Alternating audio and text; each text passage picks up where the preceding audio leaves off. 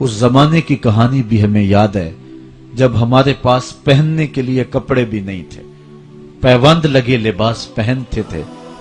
वो वक्त भी हमें याद है जब हमारे पास 2 घोड़े थे, 6 जिरहें थी, 8 तलवारें थी, 70 ऊंट थे, और हमारे मुकाबले के अंदर जो दुश्मन आया था उनके पास 100 जिरा पोश नौजवान था। 950 की तादाद के अंदर उनका लश्कर था। उनके पास गाने वाली रंडियां भी थीं और दादे ऐश देने वाले उनके पास नगमे और मिजराब भी थे। खाने पीने के सामान भी वाफर थे। इधर फाका मस्त लोग जिस खजूर को चूस के रोजा रखते थे उसी खजूर को चूस के रोजा इफ्तार करते थे। क्या बिलाल अमीर था? क्या सलमान फारसी अमीर था? क्या अबू जर गफारी किसी अमीर शख्स का नाम है?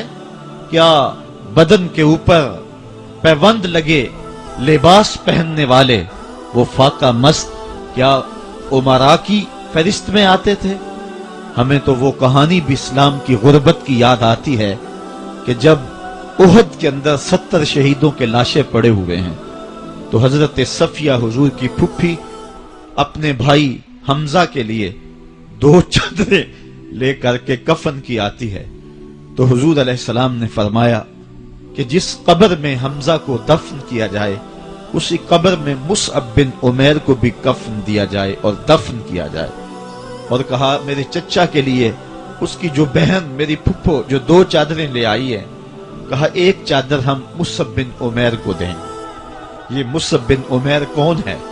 तारीख पढ़ो, कितनी दिल आवेज तारीख है। मक्के में एक अमीर तरीन खातून है जिसके बेटे का नाम मुसअब है और वो अपने बेटे को इतना खूबसूरत लिबास पहनाती है और इतने खूबसूरत खुशबू और अतर उसको लगाती है कि मुसअब बिन उमैर जिन गलियों से गुजरते थे देर तक वो गलियां महकती रहती थी। लोग कहते थे यहां से मुसअब गुजर के गया होगा इसलिए ये गलियां महक रही हैं। अच्छा, फिर मुसअब पे नजर पड़ती है मेरे मोहम्मद अरबी की तो मुसअब बिन उमैर हुजूर की जुल्फों का असीर हो जाता है। मां काफिरा है, जब पता चलता है तो उसका लिबास भी छीन लेती है, सहूलतें और आसूदगियां भी वापस ले लेती है। फिर वो वक्त भी आया कि मुसअब बिन उमैर हबशा की जानिब हिजरत कर जाते हैं। मक्के के हालात कुछ थोड़े से खुशगवार नजर आए तो वो हबशा से वापस मक्के जब पलटे तो उनके बदन पे जो चादर थी वो जगह जगह से फटी हुई थी। मेरे आका करीम अलैहिस्सलाम ने देखा तो हुजूर की आंखों में आंसू टपकने लगे।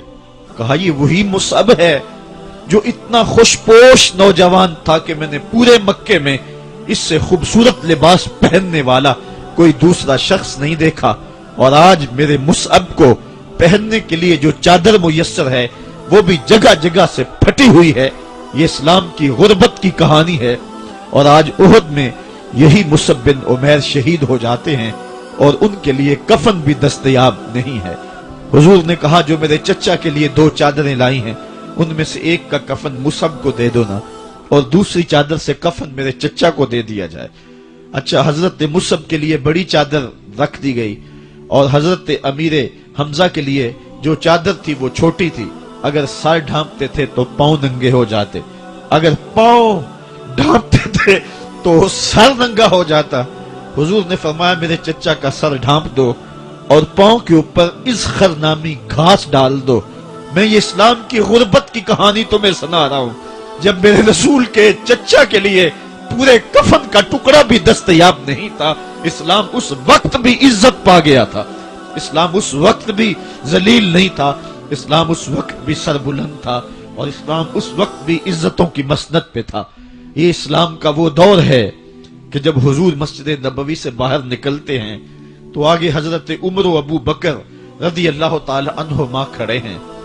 चेहरे के ऊपर अजीब उदासी है। कहा उमर, अबू बकर इस वक्त क्यों खड़े हो? अर्ज की हुजूर भूख ने घर में टिकने नहीं दिया। हमने चाहा हुजूर का चेहरा देख लें तो कुछ प्यास बुझ जाए, कुछ भूख मिट जाए। हुजूर ने फरमाया मेरा हाल भी यही है। जिस चीज ने तुझे घरों से निकाला है वही चीज मुझे घर से निकाल लाई है। چلتے ہوئے حضرت ابو ایوب انصاری کے گھر کے قریب سے گزرے.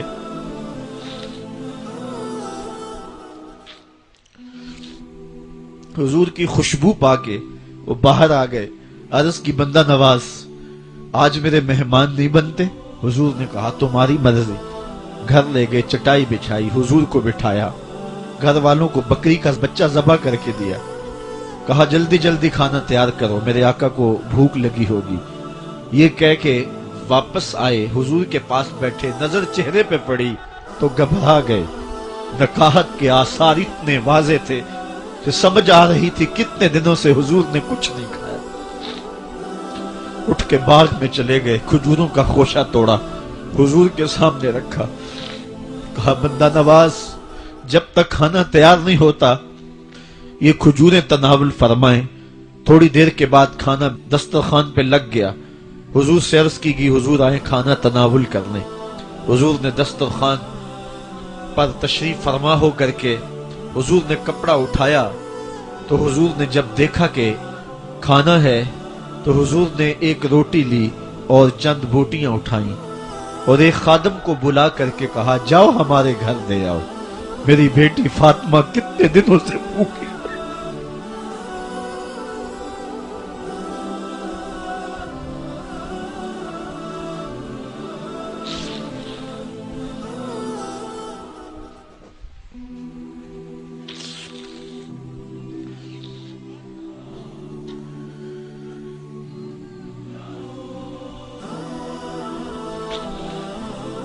کہا جاؤ ہمارے گھر دے آؤ, میری فاطمہ کتنے دنوں سے بھوکی بیٹھی ہوئی.